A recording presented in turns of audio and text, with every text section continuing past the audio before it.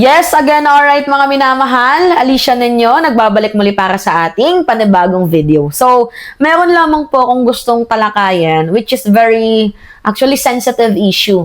Tungkol nga po dito sa isang tao na pwede nating tawaging black sheep.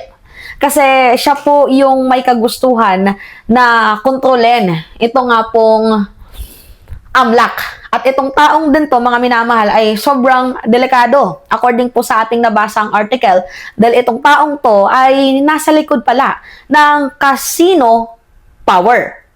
So, habang nagbabasa ako mga minamahal, meron po kasing isang blind item na umiikot ngayon tungkol nga po sa financial and policy circles.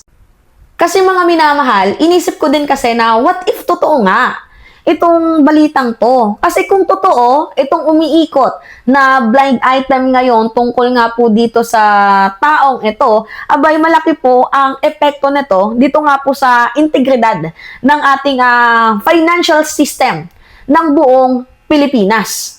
Ito mga minamahal, bulong-bulungan to sa mga insiders. Pero we are not accusing. We are just nag-uulat. Nag-uulat lamang po ng mga lumalabas na balita ngayon. So, okay, ready na ba kayo mga minamahal? Okay, ito na. So, yung topic natin ngayon is tungkol nga po dito sa Anti-Money Laundering Council or yung AMLAC. Sino dito yung nakakakilala sa AMLAC? Actually, lahat naman ata, no, nakakakilala sa AMLAC. Which is, yan po yung ahensyang nagbabantay sa mga money laundering activities dito nga po sa ating bansa. Like, parang 'di ba? For example, naglalaban ng pera. Ganon, alam niyo na 'yan, 'di ba? Meron silang pinaka-front, pero yung pinakalikod nila is illegal activities. Sa madaling sabi mga minamahal, yung tinutukoy diyan is tungkol nga po sa mga dirty money mula sa corruption, illegal gamblings, scams, at iba pa. And you know what is really interesting to this topic mga minamahal?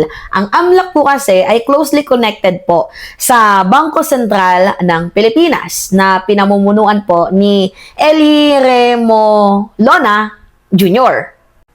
Ngayon, ito kasi yung blind item mga minamahal na kumakalat. According to sa mga insider hindi po sa akin. Meron pong isang bilyonaryong casino tycoon. Tandaan niyo yung key point mga minamahal, isang bilyonaryong casino tycoon na di umanoy, gustong palawakin po ang kanyang impluwensya sa loob ng financial regulatory system. Can you imagine? Sobrang yaman mo billionaire ka na. Hindi ka pa ba natutuwa sa kung anong achievement yung meron ka at kailangan mo pang maglaban ng pera kung totoo man itong mga insider news na nababalitaan natin? Actually, mga minamahal, hindi ko na po kailangang banggitin itong pangalan nitong taong to. Pero, itago na lang natin siya sa alias Razon. Itong si alias Razon, mga minamahal, ay meron daw po di umanong napakalaking casino complex dyan po sa Manila Bay. Tandaan niyo yung yung timeline mga minamahal. Meron daw po itong isang napakalaking casino complex dyan sa Manila Bay na nais pong makipag-partnership, mga minamahal, dito nga po sa Bangko Sentral ng Bansang Pilipinas. And according po sa ating nasagap na balita, which is ito nga po mga minamahal, binabasa ko, ay meron daw pong mga usapan na meron daw di umanong makapangyarihang opisyal na kumikilos, 'di ba? Para nga po i-endorso ang ilang tao sa mga posisyong may impluwensya nga po dito sa AMLAC. Sino kaya, mga minamahal, ang tatlong taong makapangyarihan na tinutukoy dito? According sa insider na binabasa natin. Kasi parang ganito yung ginagawa nila mga minamahal. Parang isang informal board na nagsasagawa sila ng interview para nga po sa mga nominee. Which is kung totoo man yun, napaka-delikado ba? Paano naman natin nasabing delikado, mga minamahal? Ang casino industry ay globally recognized po yan bilang high-risk sector for money laundering. Alam niyo yan, diba? Ang iba nagtatago sa casino, yung negosyo, pero illegal pala yung tinatrabaho. Meron namang iba, ang ginagawa is front nila, kunyari yung mga business like yung beauty products, pero yung front pala nila is casino. May mga ganon, di ba, mga minamahal? Which is yan po is example ko lamang po. Kasi ngayon, mga minamahal, isipin na lang ninyo paano kung ang isang taong may malaking interest sa casino industry ay magkaroon ng impluensya mismo sa ahensyang nagbabantay ng money laundering. Isipin na lang ninyo merong connection yung malaking taong to dito sa money laundering. Hindi nyo ba naiisip yung conflict of interest doon? Ngayon, ito pa yung pinakamalalim na bulong-bulungan. May isa pang controversies na binabanggit ng ating mga insider. Isang flood control scandal sa isang probinsya sa hilaga ng Maynila, mga minamahal. Ito babanggitin ko sa inyo. Na ang perang yon ayon sa ulat ay dumaan, mga minamahal, sa isang kasino.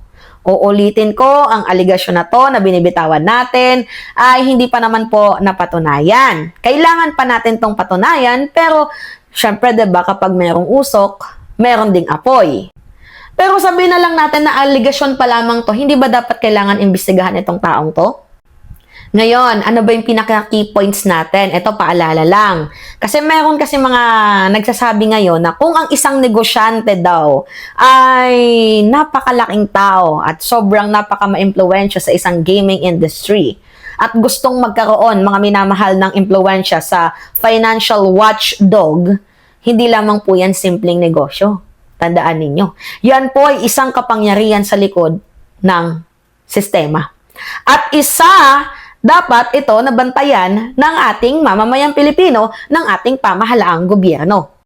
Kasi tulad sa bansang Pilipinas, tulad natin, mga minamahal, sa isang demokrasya, dapat malinaw na ang batas ang namamahala, hindi po yung negosyo. Hindi ang negosyo ang namamahala sa batas, ang batas po ang dapat namamahala sa negosyo.